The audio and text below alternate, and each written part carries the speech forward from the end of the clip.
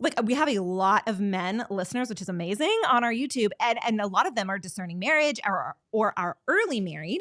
Do you have any Mhm. advice for them around this, around how to adopt this posture of authentic authority, not in the manosphere way where it's like, you must be obedient to me, Mrs. Ross Busby, and that is your identity, but how to really embrace this God-given authority in a healthy dynamic? Or you're asking me specifically? Yeah. I am, although I would love to hear from Emily too, but we Yeah. kind of love to hear I from don't men in know. some ways. So I'd love to hear your thoughts. I don't know. I mean, if we want to theologize about it, I mean, go right to the source. Jesus said, "I did not come to be served, but to serve." I mean, Mm.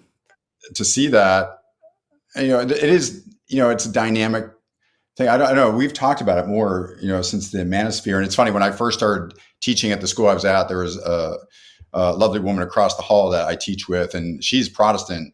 And one day she asked me, because she could overhear my classes too, and she said, "Well, what do Catholics think about like the man being the head of the family?" I was like, "Well, we do." I mean, yes, it's one of those things. I know, but how that plays out, I don't, how that's worked out. I mean, I think it's a living reality. I mean, I think the man is the head of the family, but is it like a monastery? This is what we've talked about, like where obedience, in fact, we've even gone back and read, I think we were reading, what is Pius the 12th, Zakasti Canubii, Nice. which is a beautiful encyclical. And we love the image of the head and the heart. But when he starts getting into the particulars, I find it not very helpful, because I don't know, the lived reality of that, it seems to me this is where, you know, the magisterial church, I'm not sure can say a lot about it, because I think the Christian freedom of men and women who enter into marriage, I mean, it kind of flows from, the priest doesn't marry us, at least in the Latin theology. The Eastern has a little different take on this, but I think that, they're in harmony with each other. But, the man and the woman give themselves as a gift to the other one.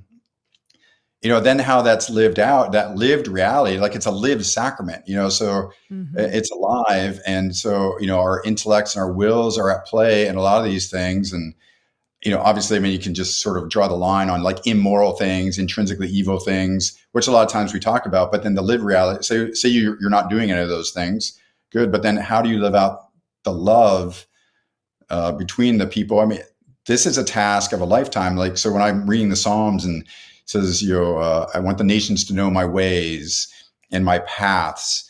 And one I shared with the kids that caught my attention years ago is like, who will climb the mountain of the Lord? Like, there's a lot of creativity and prayerfulness that's needed to figure ourselves out in light of God's grace. And so, that's the couple, even as they go through life, like they're figuring that out, so how do I forgive? And what does it mean for the man to be the head of the family? What does it mean for the woman to be the heart? Again, they sound beautiful, but in a lived way, I mean, a lot of times what it is, again, back to my idea of authority, is Emily is very creative and she's a choleric. Like, so I'm the phlegmatic. She a lot of times has the ideas. She's thinking about things I have not thought about. Like, we were joking the other day. She was thinking about like, what happens when our grad student moves out a year from now? I was like, honey, I assure you that I have never thought about this at all until this very moment. Like, I'm thinking about, what do we have to do tomorrow? Maybe I'm thinking that. So, that's a temperamental thing. It could be reversed and a different, the husband's thinking about these things and the wife isn't. But, again, you're one organism, you're working together. So her ideas now become my ideas and vice versa. And we're trying to play them off of each other. When I was at Steubenville, I was a grad student and I went to a dance when I first got there, and all these undergrads were swing dancing. And I was like, oh my gosh, I've never done this. And of course I wanted to meet women. So I was like, I have to learn how to swing dance. In dancing, I'm not the first one to ever think of this. I mean, it's such a natural analogy, but, the man leads, but his whole focus is on the woman and helping her to have fun. You're like, okay, I'm listening to the music and my attention is on my dance partner. And then it's also around the people near us so we don't bump into them. And as you get better at it, there's a lot going on simultaneously. Like, I want her to have fun. I don't want us to bump into anybody. So there's a little element of protection, and I'm also listening to the music. So what is appropriate, how do maybe we do a little bit different here? And then it's all within the limitations of what you can do too, because like, I'm not that great of a dancer. I have my 4 moves, my 6 moves, and then you're just moving them around. And I think that's a lot like marriage too. Like you're just who you are. You have your gifts and talents, and then you also work within the limitations of who you are as a couple. Oh, I love that. Emily, any thoughts? Please. I mean, yeah. I guess 3 quick things. I would say I think you need to remember you marry a person, like an individual. And yes. So it's when you're thinking about marriage in the abstract, that's what you're thinking about in abstraction. But when it's a real marriage to a real person who has unique gifts, unique calls, unique wounds, that's where you really start the dance. You're not marching, you're dancing. And so you're figuring that out as 2 individuals. I think that when you understand that the goal is, as we were talking about earlier, holiness and, getting your whole family to heaven and doing everything you can to help your children, like that changes your priorities. It's not about proving yourself. It's not about asserting yourself. It's not about being a certain way. But when, Chris is so good at being like, well, this is the goal for the family. This is what we want for the family. How do I serve that best? How do you serve that best? How do we think through that? Because it's not about you anymore.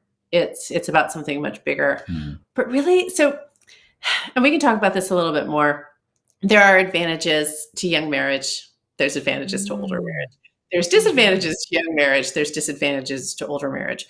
But when someone's been living their life pursuing holiness throughout their single years and they marry later in life, like that's an advantage, So Absolutely. I married someone who had been pursuing Christ for decades, who had been taking his struggles, his family past, like all of his everything broken in his life. He'd been giving that over to the Lord in a real way. Like he wasn't just reading theology, he was striving to grow in holiness. And so by the time we married, there was this maturity there and this depth and groundedness that made it much easier for Chris to say, well, clearly, look at my wife. She has this really unique gift. God's clearly called her to this work. I love God and I want to serve him. And I think I serve him by helping my wife with this gift. So it's maturity, and you don't have to be 47, Hopefully not. You can have that younger. You can have that younger, but I really do think if you are single now, now is the time to just be growing in holiness and asking God for healing and asking God for real, true Christian maturity, because that is the best gift you're going to bring to your wife. And that's going to help you navigate all the noise about this is what you should be doing, or this is what a man does.